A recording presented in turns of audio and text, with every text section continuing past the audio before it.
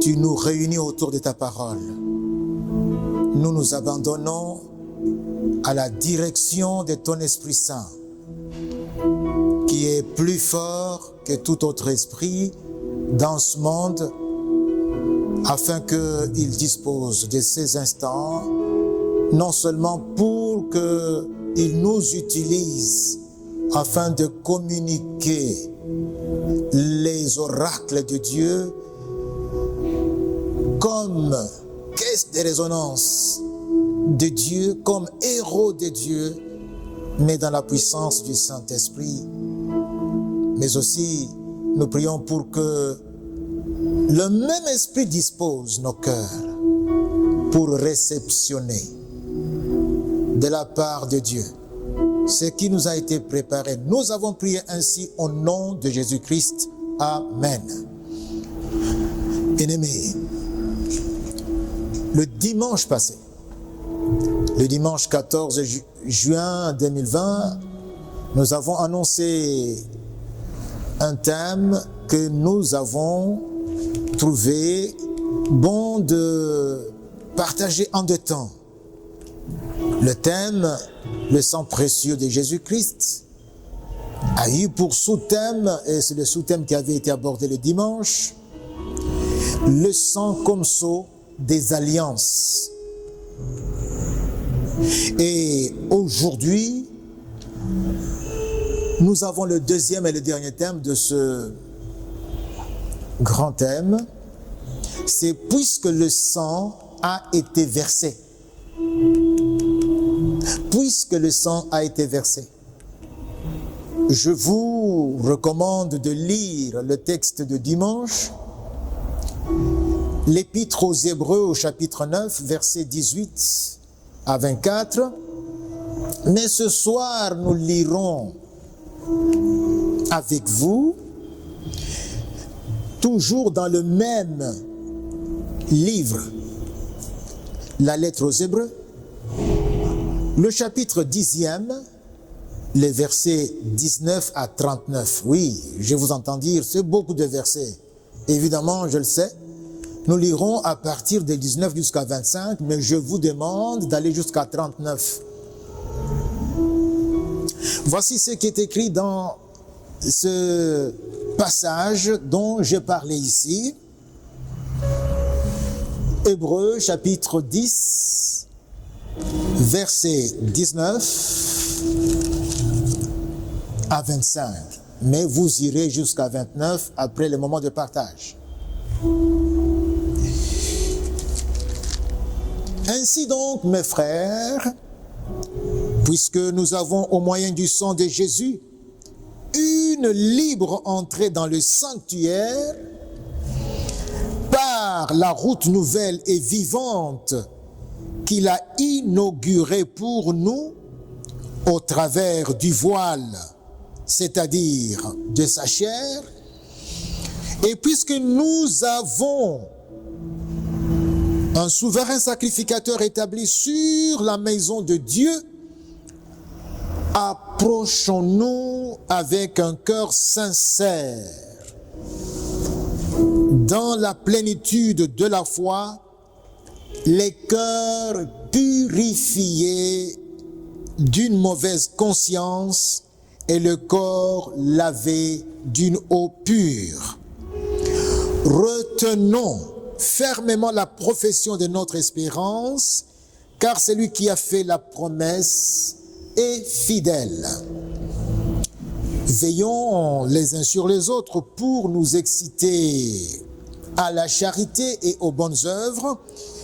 N'abandonnons pas notre assemblée comme c'est la coutume de quelques-uns, mais exhortons-nous réciproquement, et cela d'autant plus que vous voyez s'approcher le jour. Je m'arrête ici tout en nous recommandant de poursuivre la lecture jusqu'au verset 39. Oui, mes frères, mes sœurs, la très longue prélude à l'avènement du Sauveur dans tout l'Ancien Testament.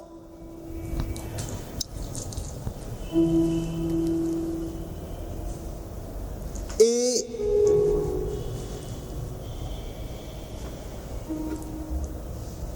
conduite, parcourue par les différentes alliances. Et ces alliances sont scellées avec le sang, par le sang des victimes qui sont immolées.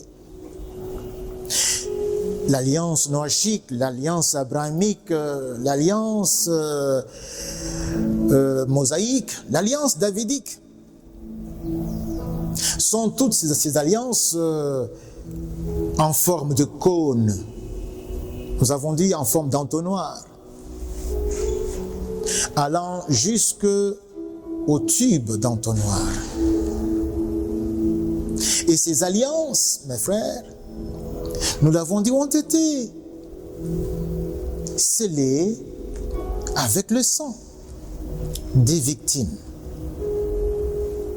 Il va de soi, il va sans dire, que lorsqu'on arrive à l'alliance des alliances, celle que Dieu fait avec des hommes, avec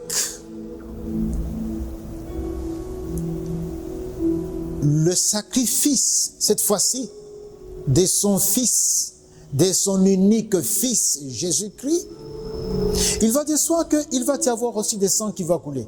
Et le sang coula, bien sûr, pour sceller cette meilleure alliance, qui est l'alliance messianique. Oui, mes frères, le sang coulait. Et ce sang qui coula une fois pour toutes, pour sceller cette ultime alliance entre Dieu, d'une part, et d'autre part, les hommes. C'est cette alliance qui va permettre aux hommes de retourner à Dieu, afin que la boucle soit bouclée, comme ce fut le cas du fils prodigue. Dans la parabole, vous connaissez bien l'histoire. Et ce retour définitif à Dieu est déclenché, mes frères, par une dynamique, par une puissance d'en haut, par une capacité unique et particulière que génère la proclamation de la bonne nouvelle, la proclamation de l'évangile. Deux passages que je vais donner, tirés du corpus de Paul, vont également établir cette vérité, vont nous dire ce que c'est que la bonne nouvelle. Afin que nous comprenions que la bonne nouvelle, oui, déclenche, génère cette puissance, cette dynamique qui procure le salut.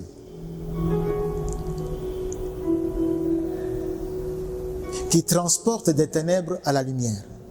Dans Romains chapitre 1, verset 16, Paul dit que l'évangile est une puissance de Dieu pour le salut de quiconque croit. L'évangile est une puissance de Dieu pour le salut. Autrement dit, l'évangile est une puissance qui procure le salut. Autrement dit, l'évangile est une puissance qui arrache aux griffes de l'ennemi Satan, le captif qui croit, pour le salut de quiconque croit. Le même Paul écrit dans la première épître aux Corinthiens, au chapitre 1er, versets 23 et 24. Il dit ceci, que nous prêchons Christ crucifié, puissance de Dieu et sagesse de Dieu pour ceux qui sont appelés. Christ crucifié, puissance de Dieu, nous prêchons. Si vous mettez parallèlement le premier verset là que j'ai lu dans Romains 1, 16, avec celui que je viens également de lire juste après dans 1 Corinthiens chapitre 1er verset 23-24. Si vous les mettez parallèlement, vous comprendrez tout simplement que l'évangile veut dire proclamer, prêcher, annoncer Christ, mais Christ crucifié. C'est ça, évangéliser. L'évangile, c'est la proclamation de Christ crucifié. Mes frères, mes sœurs, Christ à la croix, Christ crucifié. N'est-ce pas là, à la croix de Golgotha, où tout fut accompli? N'est-ce pas là, à la croix de Golgotha, que, oui, Christ avait versé son sang, le sang qui nous a introduits dans les meilleures dispositions avec Dieu. C'est là où, enfin, l'alliance définitive a été conclue par le fait que le sang de Christ coula, là à la croix de Golgotha. Et par voie de conséquence, mes frères, il y a des implications pour les racheter, et dont le racheté doit tenir compte. Partageons en 3 ou 4.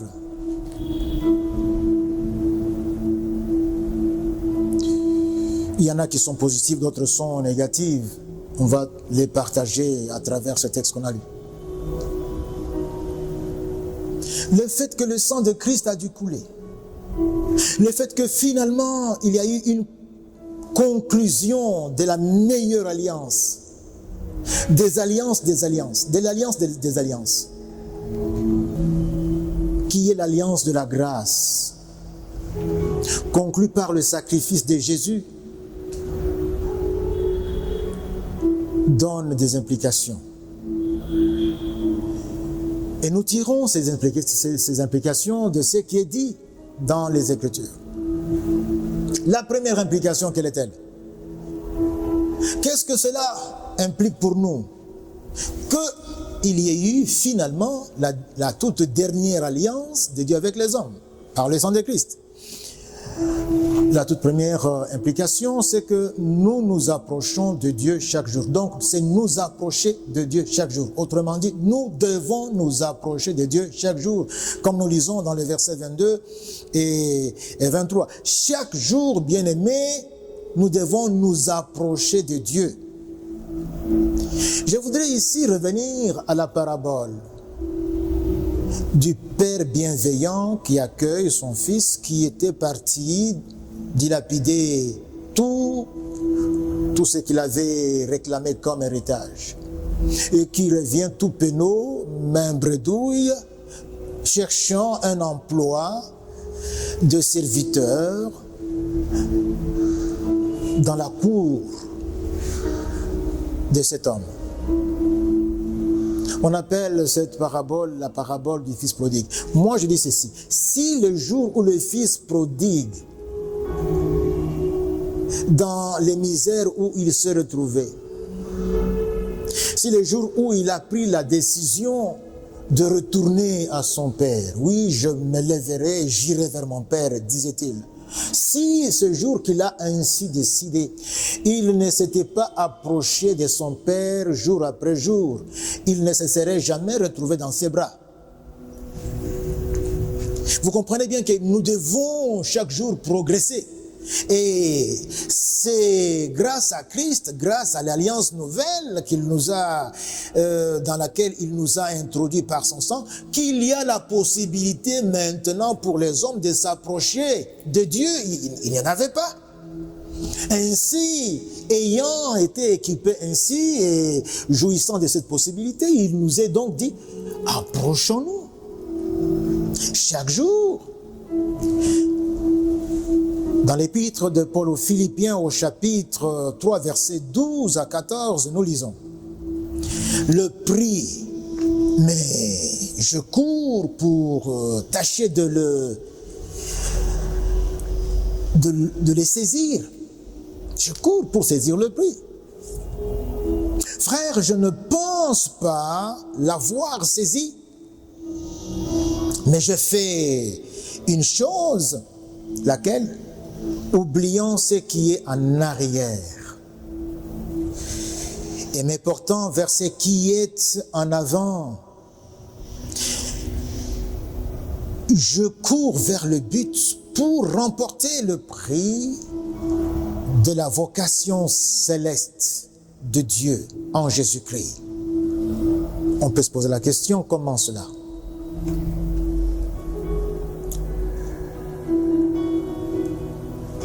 Il faut,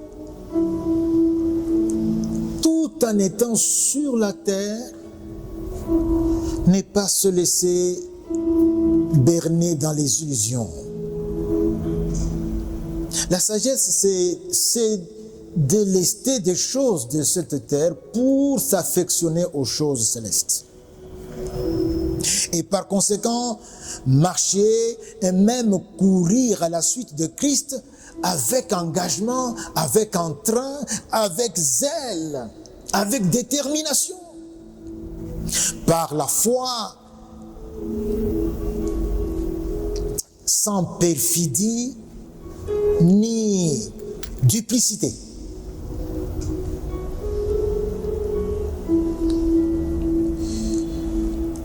Mes frères, mes sœurs, nous devons nous évaluer chaque jour. Il faut que ce que j'étais hier soit moins bon par rapport à ce que je suis aujourd'hui, et ce que je vais être demain soit meilleur par rapport à ce que je suis aujourd'hui. Ça doit être comme ça. C'est ce qui me montrera que je suis en train de progresser. Nous devons nous évaluer chaque jour. Ce soir, nous allons aller dormir, Dieu voulant que nous atteignions ce temps où nous devons aller au lit. Eh bien, c'est l'occasion de nous évaluer. Comment est-ce que j'ai passé ma journée? Dieu m'a donné, mes frères, à moi comme à vous, un test grandeur nature, une épreuve grandeur nature. Avec cette crise.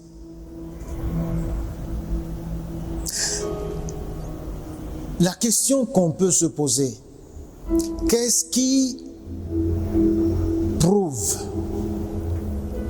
prouve que j'appartiens à une église locale pendant cette période? Qu'est-ce qui prouve que je suis membre d'une église locale donnée? Pendant cette période où les portes des églises sont fermées, pendant cette période où on n'a pas accès même au temple, qu'est-ce qui prouve pour toi que tu es membre d'une église locale donnée? C'est un test grandeur nature. Personne ne peut y échapper. Dans l'Épître aux Hébreux, au chapitre 4, versets 14 et 16, Hébreux 4, 14 et 16, il est écrit « Ainsi, puisque nous avons un grand souverain sacrificateur qui a traversé les cieux, Jésus, le Fils de Dieu, demeurons fermes dans la foi que nous professons. Approchons-nous donc avec assurance du trône de la grâce afin d'obtenir miséricorde et de trouver grâce pour être secourus dans nos besoins. À cause de Jésus qui nous a dévancés et qui est même déjà entré dans le sanctuaire de Dieu, eh bien, nous qui sommes ici et qui sommes membres de son corps, c'est tout à fait normal que nous allions là où il est, nous approchons, bien sûr, avec assurance de ce trône de grâce. Et tandis que nous nous approchons, nous obtenons miséricorde, nous trouvons grâce, nous sommes secourus dans nos besoins. Deuxième implication, frères et sœurs, nous progressons. C'est veiller les uns sur les autres. Oui, tu dois être ma sentinelle et moi je dois être ta sentinelle. On demandait à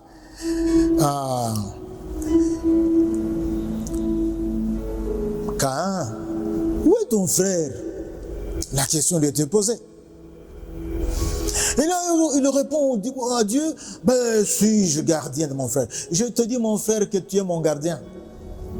Je suis ton gardien, ta sentinelle. Sinzelina yo, yope sinzelina ngai. C'est comme ça que Dieu a voulu les choses. C'est comme ça que dans le cadre qui est tout à fait préparé et voulu par Dieu, savoir l'Église, il nous dit, soyez sentinelles les uns des autres. En lisant, veillez les uns sur les autres, c'est cela que le Seigneur est en train de nous dire. Il s'agit là de la vigilance mutuelle. Et celle-ci présuppose et sous-entend la communion fraternelle. La communion fraternelle, mes frères, dans le lien d'amour. La communion fraternelle, mes frères, dans la charité attentive entre frères. Nous lisons dans Hébreux 12, verset 14, ce qui suit. Verset 14, recherchez la paix entre vous, frères, avec tous, et la sanctification, sans laquelle personne ne verra le Seigneur. Recherchez la paix. Donc, promouvez la paix. Promouvez la charité, la sanctification entre frères. Sans cela, vous ne pourrez voir Dieu. Entre frères, dans l'Église, il y a question de communion fraternelle. Ainsi, mes frères, ne pouvant pas pour le moment nous retrouver en tant qu'assemblée, en tant que structure ou sous-structure, comme nous le faisions autrefois. Nous avons dû recourir, vous le voyez bien sûr, à la communion fraternelle virtuelle. À la communion fraternelle virtuelle, par Facebook, par groupe Facebook, par le groupe WhatsApp, par le groupe de messages textos, afin que nous nous retrouvions, afin qu'il y ait donc la communion fraternelle. C'est pourquoi je vous supplie, par les maîtrisures de Christ, ne quittez pas le groupe de l'Église. J'en vois, il a quitté. Tu quittes pourquoi? On n'a pas d'autre moyen pour le moment de nous retrouver en tant qu'assemblée, en tant que corps de Christ. Et là où nous pouvons nous retrouver, c'est grâce à ce moyen. Ce matin, j'entre dans le Facebook et je vois notre sœur Negev Ngaloula qui a mis que c'est l'anniversaire de son cher époux aujourd'hui. Une bonne nouvelle.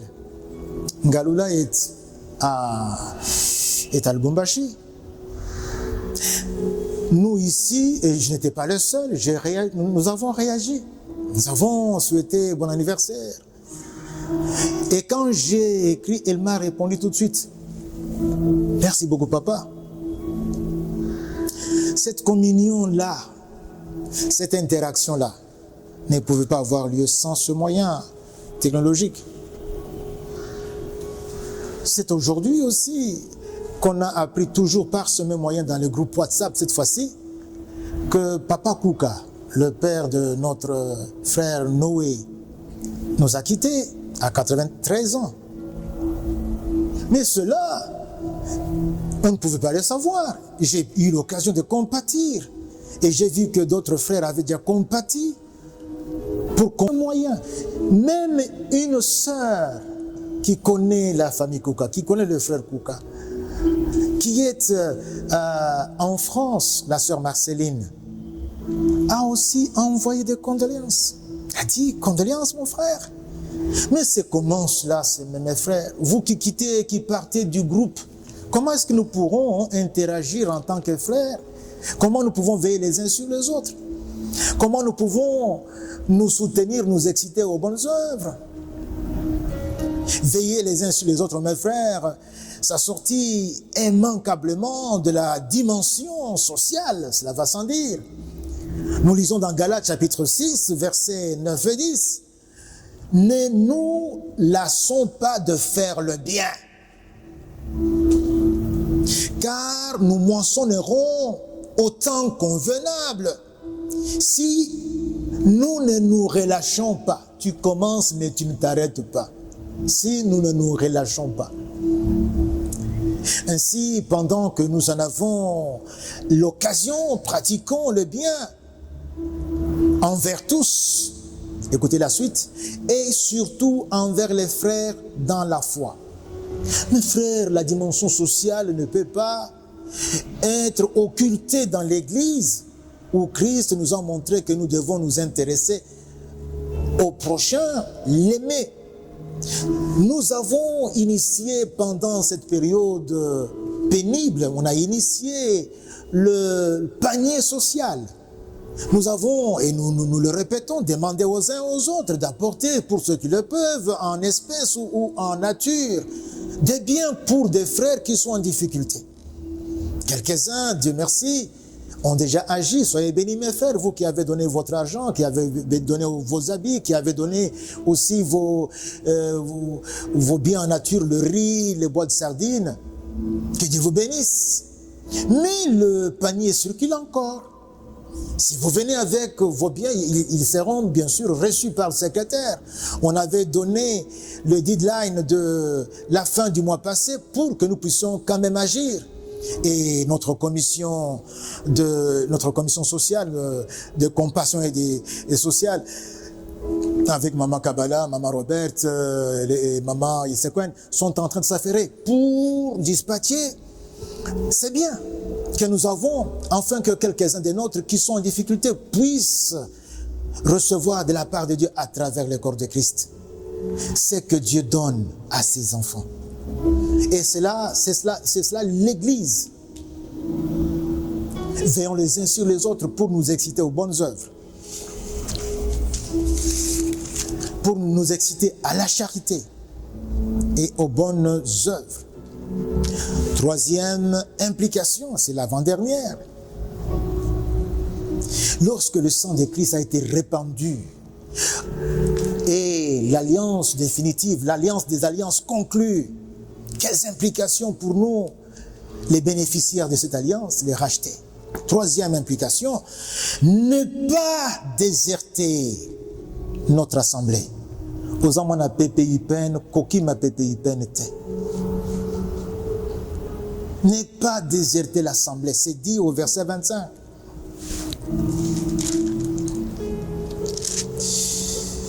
N'abandonnons pas notre assemblée comme c'est la coutume de quelques-uns, les Kamboumouké aussi, les Kioké. Les Kamboumouké au Longwe, groupe WhatsApp. Oh, pourquoi ça, c'est la coutume de quelques-uns? Toi, tu ne dois pas être comme ça. Et surtout en cette période où nous retrouver est devenu difficile. Non. Pourquoi faire des caprices comme si l'Église appartenait à un individu ou à quelques individus? L'Église est l'Église de ton Père. Ne te conduis pas comme quelqu'un qui est assis à peine sur le coin de la chaise. Non, assieds-toi totalement sur ton siège. À la table à manger, au salon, c'est chez toi. Chez toi. Ne laisse pas n'importe quelle humeur te faire décider n'importe quoi. Donc, nous n'abandonnons pas nos assemblées, notre assemblée. Vous savez que dans l'Église, nous avons rejoint Jésus comme commandant de l'armée et nous sommes des soldats. Quand on quitte l'Église, on devient déserteur. Ne désertons pas. Et un déserteur, vous savez, le traitement qui lui est réservé, il est traître et les traîtres, on les fusille.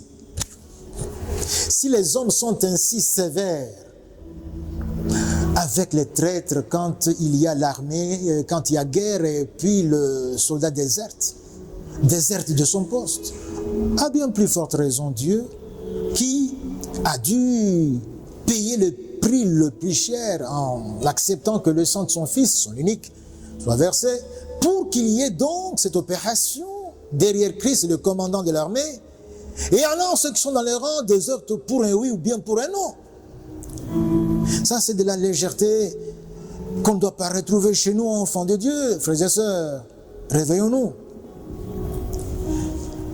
Je viens de parler au point qui précède de groupe WhatsApp, de groupe Facebook, de ce groupe de messages textos.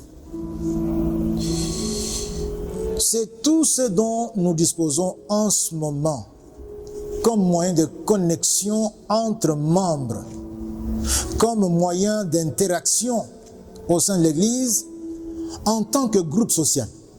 Nous n'avons pas autre moyen meilleur que ça. Alors, mes frères, mes sœurs, je vous supplie, écoutez bien ce qui suit. Pas de politique de chaises vides. Oh, moi je me fâche, je pars. Non, pas question de chaises vides. Votre siège doit être occupé par toi. Quelles que soient les raisons, pas de silence. Ne reste pas silencieux, indifférent. Salut, un jour, dis seulement, même bonjour frère, c'est moi votre frère tel, je vous aime. Ne fût-ce qu'une fois le mois ou une fois le 2 mois. Pas rester indifférent. Et d'ailleurs, si tu écoutais le Saint-Esprit, tu peux nous partager, ne fût-ce que quelque chose, une pensée ou deux que le Saint-Esprit, de la part de Dieu, t'a communiqué. Toi, tu peux penser que c'est quelque chose de connu, mais tu écris seulement « Aimez-vous les uns les autres ». Et ça me parle, ça me sauve d'une erreur, ça me sauve d'une faute en ce moment-là. Pas d'indifférence. Quelles que soient les raisons, mes frères, dans ce groupe WhatsApp, le groupe de l'Église, ou même sur notre groupe Facebook, pas de propos mal placés. Pas de propos mal placés. Parlons avec amour de Dieu, avec crainte de Dieu, avec amour du prochain, avec prévenance, avec considération, avec respect des frères et des sœurs. Pas de sujets inopportuns, des sujets inappropriés. Nous sommes une église. Il faut que ce soit des sujets opportuns, appropriés à une église locale. Alors toi-même, discerne ce que tu veux balancer, ce que tu veux mettre. Est-ce que ça édifie le corps de Christ? Du reste, si un des frères a commis une erreur ou quelque chose existait, c'est avec amour qu'on lui parle, qu'on le redresse. Il est membre, nous sommes membres du même corps. C'est avec amour qu'on redresse le frère. Puisse, mes frères, tout être pour la gloire de Dieu et pour notre mutuelle édification. Par ailleurs, mes frères, si vous regardez le verset 26, car si nous péchons volontairement, il s'agit ici du péché délibéré.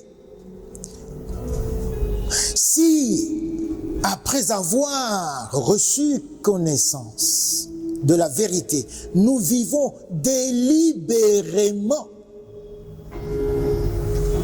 dans le péché, nous rachetés, il ne reste plus pour nous de sacrifice pour le péché. J'ai abordé à certaines occasions cette matière, mais cela est dit ici. Comment devons-nous nous conduire? Quelles implications? On ne peut plus se permettre de vivre délibérément. Je m'en vais voler, je m'en vais commettre l'adultère, je m'en vais me vanter et montrer ce que je sais, ce que je possède. Je m'en vais faire délibérément, et c'est ton mode de vie. Chaque jour tu triches, quand tu vends, tu trafiques les mesures, et c'est chaque jour que tu vis dans le péché. Délibérément, tu as fait de cela ton choix, ton option. Ça, c'est se priver, ce que Dieu nous a préparé. Tu as choisi de tricher, de continuer avec un diplôme qui n'est pas à toi, de poursuivre le travail où tu es embauché avec un faux diplôme. Tu as choisi cela. Donc délibérément, tu vis dans le péché. Chaque jour quand tu sors, tu reviens avec l'argent des magouilles. Oyo boto la bateau, pose ali policier. Oyo pesio lokola kanyaka. Et tu rentres avec ça à la maison, au Pessimouassinayo, à Somi Biloko, Balambi Banabale. Qu'est-ce que tu apportes à ces enfants? Ce sont des malédictions qu'il faudrait éviter. Le Saint-Esprit, mes frères, recourt à des expressions assez bien sévères, très dures, pour nous avertir à ce sujet. Je suis dans Hébreux 12, versets 15 et 16. Écoutez cela. Veillez à ce que nul ne se prive de la grâce de Dieu. Aussi au côté n'angolu, mais au mipemelio mokongolu, que nul ne se prive de la grâce de Dieu, à ce qu'aucune racine d'amertume poussant et que plusieurs n'en soient infectés. Attention de cette responsabilité d'infecter aussi beaucoup négativement. Veillez à ce qu'il n'y ait ni impudique, ni profane. Impudique, c'est-à-dire quelqu'un donc qui vit dans l'immoralité, dans la banalisation du mal. Il peut voler, il peut tricher, il peut jalouser, il peut prendre une femme qui n'est pas la sienne, il peut être dans la débauche, il peut injurier le président de la République, injurier le prisonnier qui est prévenu, il peut se permettre de dire n'importe quoi sur n'importe qui. Banalisation, il n'y a pas le sens du sacré. Immoral. Le profane est celui qui méprise le sacré, les choses sacrées. Il est dit qu'il n'y ait personne qui se conduise ainsi comme Esau qui, pour aimer, vendit son droit d'aînesse. C'est une inconséquence grave. Qu'il n'y ait personne. Mes frères, vous savez que dans l'Ancien Testament, il y a eu des hommes et des femmes qui ont, hélas, connu ce triste sort. Quelqu'un comme Samson, un oint de Dieu, un oint de Dieu. Samson, oint depuis le sein maternel. Mais puisqu'il va être immoral, il va banaliser le mal, il va profaner l'onction, il va mal finir. Que dire de Saül qui était loin, le premier roi, loin, choisi par Dieu. Saül a également été immoral, mensonge, jalousie. Il veut s'accrocher plus à la royauté qu'à Dieu, et même en utilisant des moyens que Dieu n'approuve pas, en poursuivant avec toute une armée. C'est lui qu'il voyait qu'il avait la possibilité de le remplacer. Savoir David.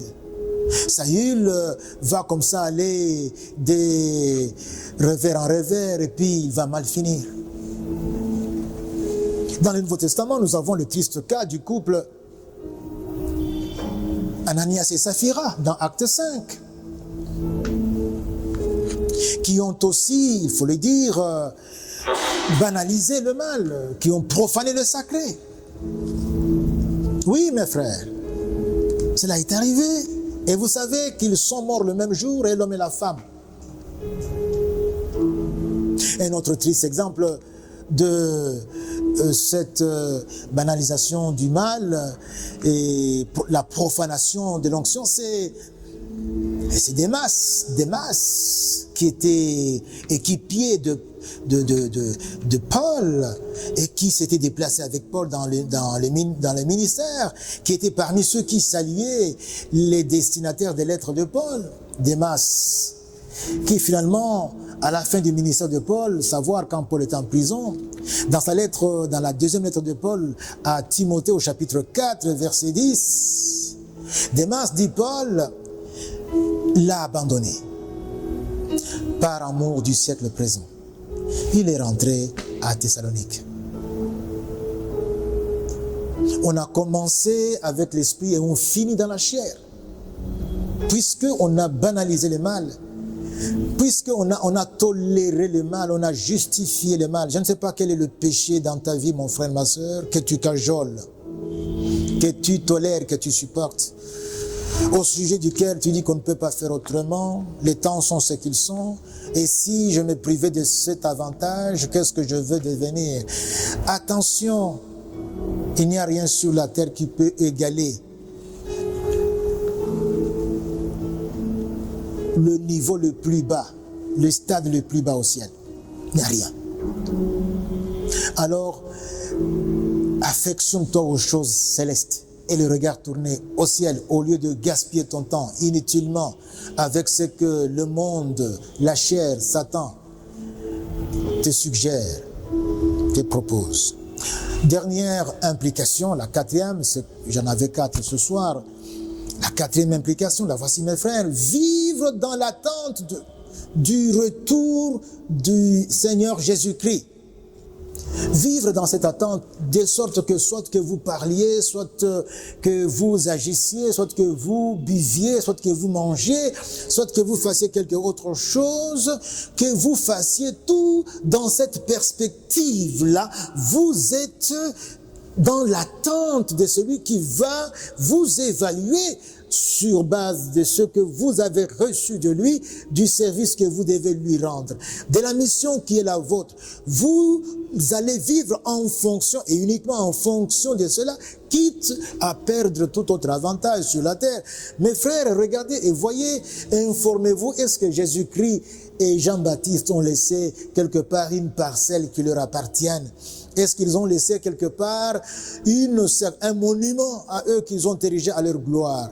Non, Jésus-Christ a consacré tout son temps en se privant des autres droits qui étaient les siens comme tous les hommes, à ne faire que sa mission. Pourquoi Jésus vivait avec le regard fixé sur le ciel, sur la rémunération, la récompense qu'il attendait, la gloire qu'il avait laissée avant que le monde ne fût. La gloire qui devait venir après l'humiliation, après la souffrance à la croix, après l'ignominie. Il s'est moqué de tout cela pour tout simplement regarder. Vous ne risquez même pas l'ignominie si vous perdez l'avantage que le péché vous apporte là. Jésus a baigné dans l'ignominie. Il savait bien qu'il y allait et il n'a pas reculé, mon frère, ma soeur. Alors, vivons, mais dans l'attente du retour de celui qui est monté au ciel et qui est parti nous préparer la place. Celui qui est parti au ciel, mes frères, en ce moment, il est notre avocat auprès du Père. Mais je vous dis, quand il revient, il va revêtir la tenue du juge. Il ne sera plus l'avocat, il va nous juger. Mes bien-aimés, ouvrons bien les yeux. Comme disent les uns et même les autres, ouvrons bien l'œil et les bons. Nous sommes actuellement obligés. Ouvrons bien l'œil. Ce qui arrive ici, il y en a qui peuvent tout simplement passer sous silence ou encore dans la distraction. Nous sommes obligés aujourd'hui, nous chrétiens de par le monde, nous qui sommes appelés à servir Dieu, nous sommes obligés aujourd'hui à servir Dieu à la suite de celui qui était venu bâtir l'Église, à le servir en dehors de maisons de culte, en dehors des lieux de culte. C'est une préparation, c'est un exercice grandeur nature face à la calamité à venir. Et je voudrais bien qu'on note, Dieu ne permet ni ne fait rien au hasard. C'est pourquoi je déduis ceci. Le Seigneur Jésus n'est plus loin. Il est davantage plus proche. Mes frères, mes sœurs, si vous lisez dans Hébreux chapitre 10, versets 36 à 39, vous verrez bien qu'il est question de persévérer en vue de l'obtention de ce qui était promis.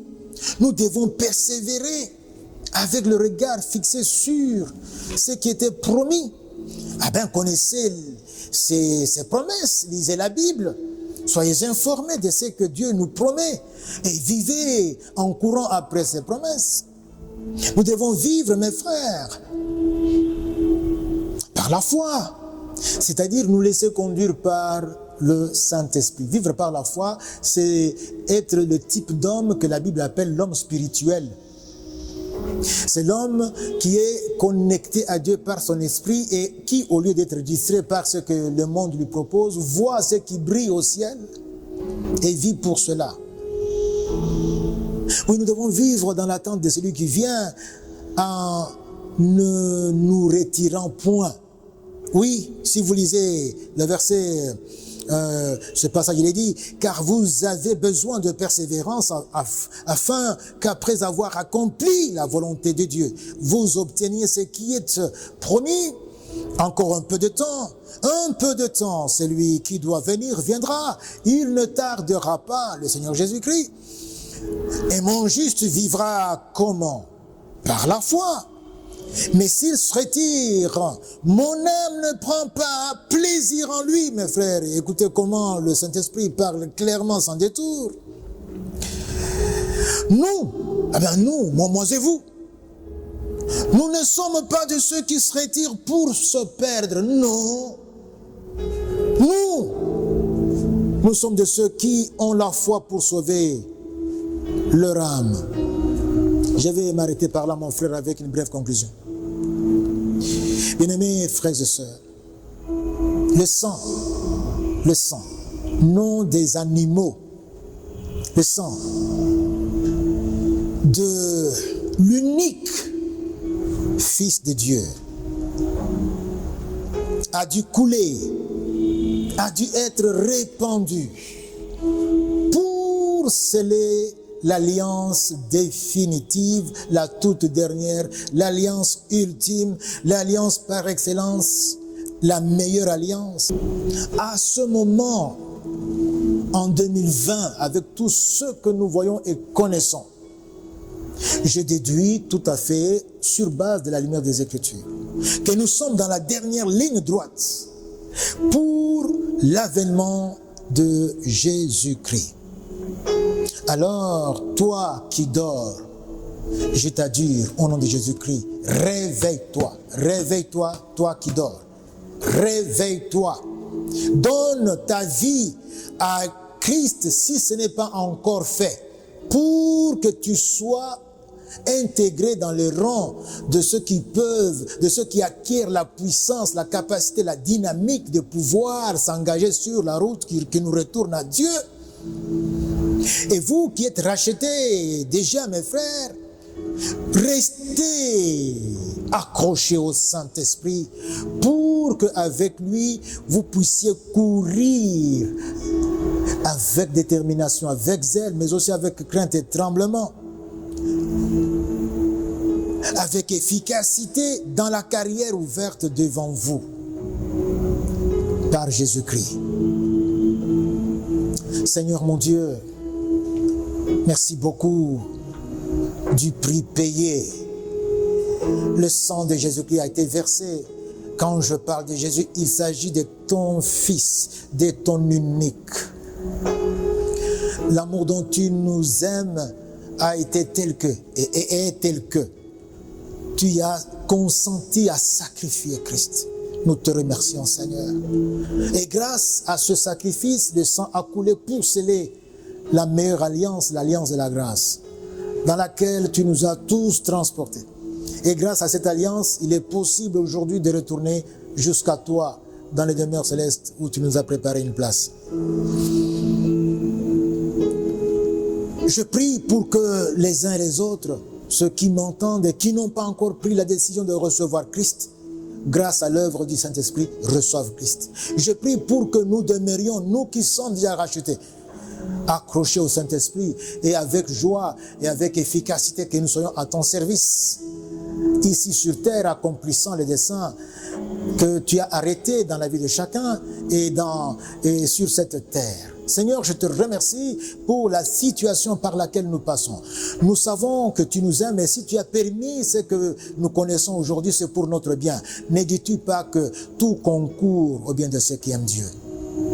Je prie pour toutes les nations. Nous sommes, Seigneur, dans la panique, nous sommes agités, nous ne savons que faire, ni quelle décision prendre. Même ce que nous faisons, c'est en tâtonnant. Je prie pour nos dirigeants et d'une façon plus précise, je prie pour le président de la RDC, avec tous ceux qui sont élevés en dignité dans les institutions, que tu les orientes. Saint-Esprit, tu es plus fort que tout autre esprit. Nous prions pour que tu influes sur la gestion de la RDC. Nous prions pour que l'Église dans ce pays puisse être la lumière de la RDC. Nous prions, Seigneur, afin que l'Église joue son rôle dans cette génération qui est perturbée. Soyez tous bénis, que le Seigneur étende sa main sur vous et vous comble. Au nom de Jésus-Christ. Amen.